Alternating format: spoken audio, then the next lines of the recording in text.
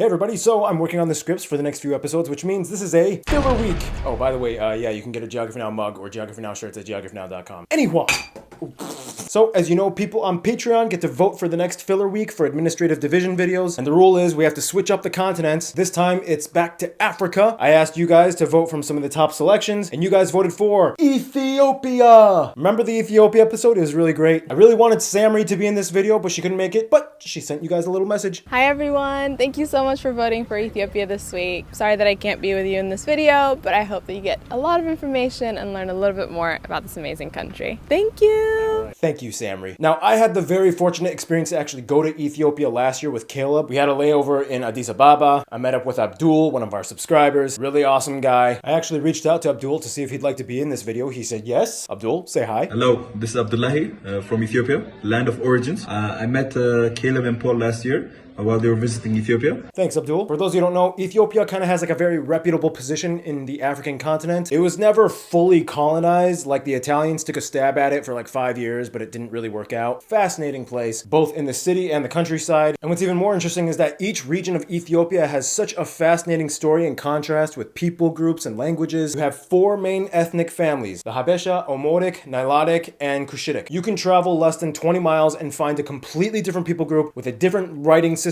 and language and cultural tradition than the one that you just passed through. It's amazing how the country holds itself together. Today there are 10 regions, or Kili. Keep in mind, actually in June of 2020, the Sidama zone actually got upgraded into a region, making it the newest region. And in addition, they have 2 charter cities, which act like regions. And on top of that, you have 10 special woredas, which are like districts within the regions that have their own autonomy and don't act the same as the regions. It's confusing. Here's a list of all 10 of them. We don't have time to get into it. All right, and before we jump into it, just want to mention that this episode is brought to you by Cyxus glasses, the blue light blocking glasses. If you're like me and you spend a lot of time on the computer or laptop, sometimes you get a little bit of eye strain. Cyxus hooks you up. Each pair of glasses even comes with this blue light ray that you can test on the glasses. Really cool stuff. And even if you don't even care about that stuff, the glasses look cool too anyway. And right now, if you go to Cyxus.com, you can get 2 for the price of 1 if you use the code GEOGRAPHYNOW. Cyxus, you guys rock. Thank you so much for sponsoring this video. All right, and let's jump in now to the regions and charter cities.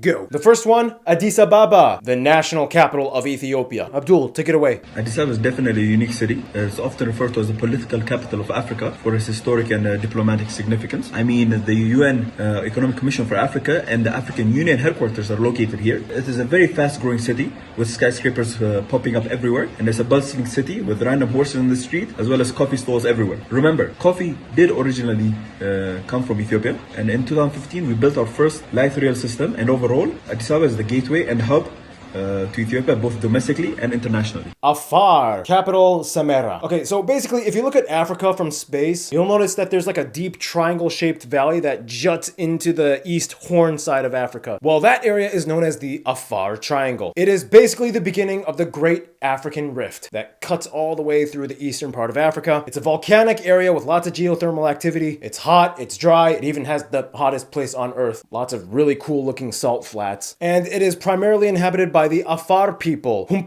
can also be found in Eritrea and Djibouti. The Afar people are a Cushitic group related to the Somalis, and historically they were kind of like the gatekeepers between the Red Sea and the Gulf of Aden. They're predominantly Muslim, they're divided into clans, and traditionally they were livestock herders. Often you can see men with the curved Gile knife. But yeah, long story short, they're kind of like the volcanic livestock people. Amhara, capital Bahir Dar. This is a heavily influential region. It is the second most populous region with about 20 million people and predominantly inhabited by the Amhara people at about 90%. They speak Amhara, which is the official working language of Ethiopia. This right here on my shirt is the Amharic script. It's actually a syllabary, or abugida, of about 300 characters, and it is one of the only few indigenous African writing systems. And it is a Semitic language, so it is related to Hebrew and Arabic. And the interesting thing about the Amhara, along with their cousins like the Tigray and Tigrinya people, have a unique ethnic background because they are basically what you get when you mix in Semitic peoples with black Africans, and then you get a whole new people group called the Habesha. Habeshas are widely known throughout the entire African continent, and they have their distinct Habesha look. The Habesha have a long history that dates back to the kingdoms and empires from millennia ago. Their royal family claims to be descended from King Solomon in the Bible. Culturally, the Ethiopian Orthodox Church plays a huge role in Amharic households. In fact, Christian faith in Ethiopia actually predates Europe. They have some of the most picturesque landscapes here. The Simeon Mountains, they have the tallest mountain in Ethiopia, Ethiopia. They have the largest lake in Ethiopia, Lake Tana. So yeah, Semitic-based Habesha Orthodox Empire culture. That's Amhara. Benishangul-Gumuz, probably butchered that. Capital Asosa, named after the two people groups that live here, even though collectively they only make up about a third of the population. The Berta or Benishangul and the Gumuz. Both are Nilo-Saharan people groups. Basically, these people have ties to the historical civilizations along the South Nile Basin, hence Nilo or Nilotic. It dates all the way back to ancient Nubia, which had ties to ancient Egypt. As an outlier area, they've kind of struggled a little bit more with infrastructure development. Due to the proximity with Sudan, Arabic is more commonly spoken here, and Islam is the predominant religion. However, it is often synchronized with traditional customs. Let's see what I have here. Like the Neri or Gefea, which are kind of like shaman in charge of healing rituals or spiritual issues. And as for the Gumuz people, they are heavy sorghum cultivators and occasional hunters. They used to be known for doing ritual scarification, but that tradition kind of died out in the past few decades. Yeah, rural, outskirt, sometimes Arabic-speaking farmer people. And now, Abdul? Dredo,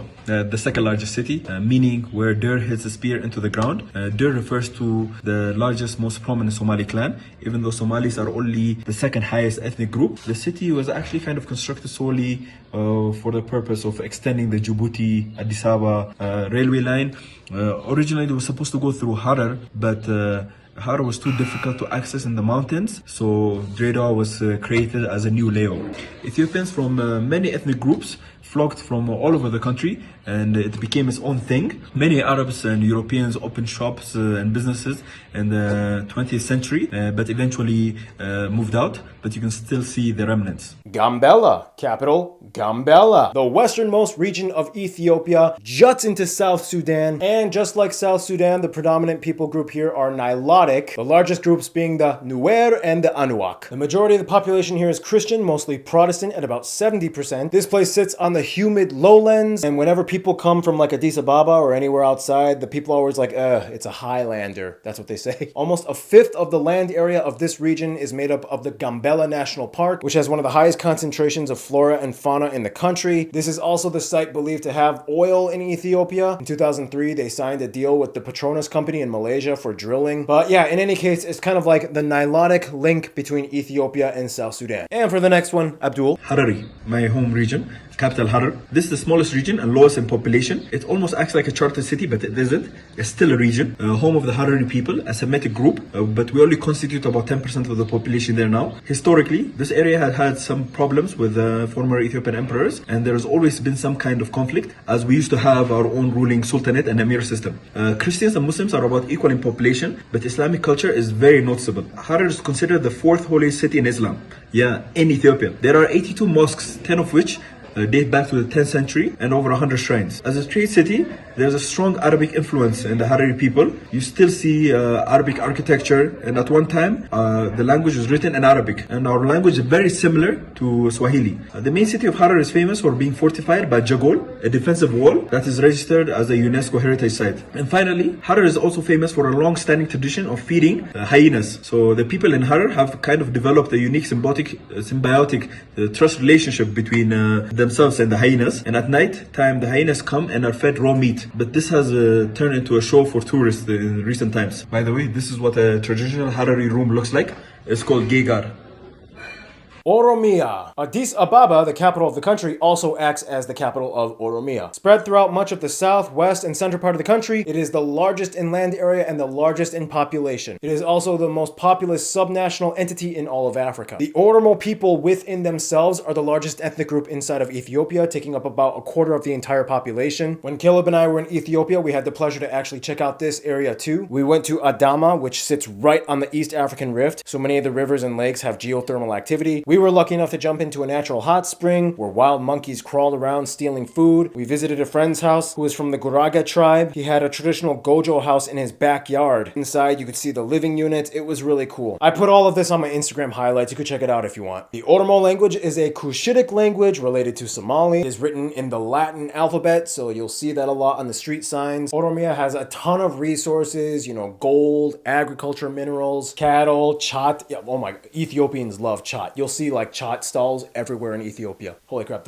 they are addicted to that stuff. Sidama, capital Awassa. Now remember, this is the newest region that just joined in June of 2020. They used to be part of the Southern Nations, Nationalities, and Peoples region, but like with a landslide 98.5 in favor vote, they seceded and became a region. They got upgraded from zone to region. Predominantly inhabited by the Sidama people, whom forthwith are a Cushitic people group. Historically, they had their own kingdoms, most notably the Kefa kingdom in the 1400s. These kingdoms were ruled by what does it say? The Muchicha, which was like a king but was nominated by family and would be presented and coronated at the Fiche or Sidama New Year ceremony. Hey, I'm learning alongside with you. And essentially, these people are kind of known for being the coffee people of Ethiopia. They alone, in their own region, make up about 28% of the entire Ethiopian coffee output. They produce a lot, which was one of the key determining factors on why they wanted to become a region, and they broke away. I mean, it's kind of like the Catalonia thing. It's like, we make a lot of money, we're tired of holding down the other people. I guess, yeah, the Sidama is kind of like the Catalonia of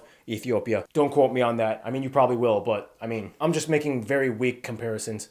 Whatever. Moving on. Somali, not to be confused with Somalia, the Somali region of Ethiopia. Capital, Jijiga. Love that word. Jijiga. Yes, the majority of people here at about 98% are ethnically Somali. And yes, that means they have pretty much the exact same ties and culture to the Somali people in Somalia, or the self-declared state of Somaliland. But that's another thing. I'm not going to get into that. Located in the historic territory of Ogaden, part of the Darod clan, the Somali region of Ethiopia is considered part of the larger Greater Somalia, or the area of Africa where all the Somali people live. Even their border with Somalia isn't exactly completely agreed upon, and people living close to the border don't even bother to demarcate which country they live in. Many people who live in Somalia will actually just cross over and apply for Ethiopian citizenship by using their family to vouch for them, because the Ethiopian passport is more powerful than the Somali one. In any case, the vast majority of people here are Muslim. Somali culture, if you don't know about it, is just filled with way too many vibrant cultural traditions and food, and it's just too much to talk about. We'll talk about it in the Somali episode. But in a nutshell, it is heavily rooted in pastoralist culture. As much of the land as arid, dry shrubland. But yeah, it's basically